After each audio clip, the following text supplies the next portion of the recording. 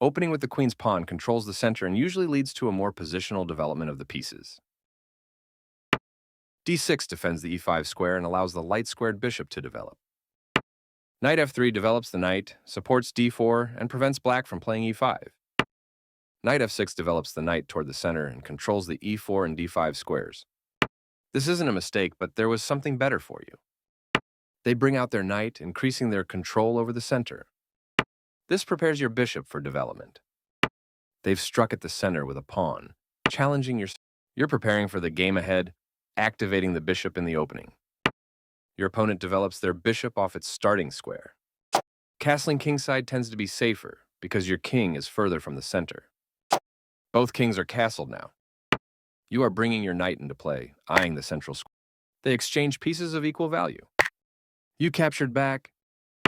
You are now able to capture a knight and win material after the follow-up trades. Taking that knight will win material for you after the follow-up trades. A straightforward recapture. You recapture the piece. This move forces your queen to retreat, giving your opponent extra tempo. You are threatening to win material through a fork. Their pawn attacks your queen, kicking it out of its current position. Clearly, you don't want to leave your queen in danger. They slipped up a bit here. Not the worst move, but definitely not the best. Your better option was to create a pawn chain.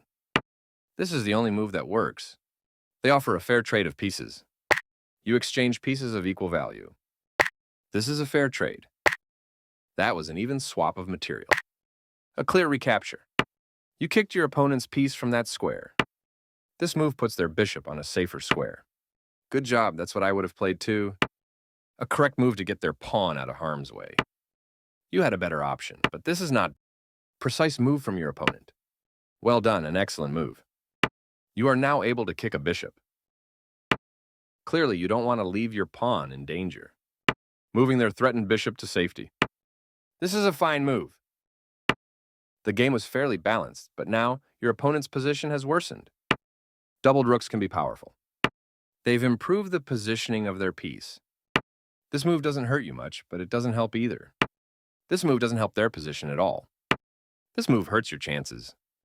They played the strongest move available.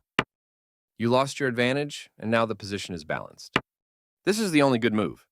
You are threatening to win material through a fork. They prevented you from being able to win material through a fork. A logical capture. It was an even game, but now you have the advantage. Ouch, you left your bishop hanging. They took your bishop for free. That pawn chain will help strengthen your pawn structure. That capture of your pawn will cause you to lose material after all the trades are made. You recaptured. Their rook is now active on an open file. You escape the check from the rook.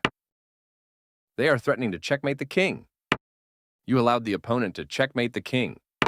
Sorry that one didn't go your way, but it happens to all of us.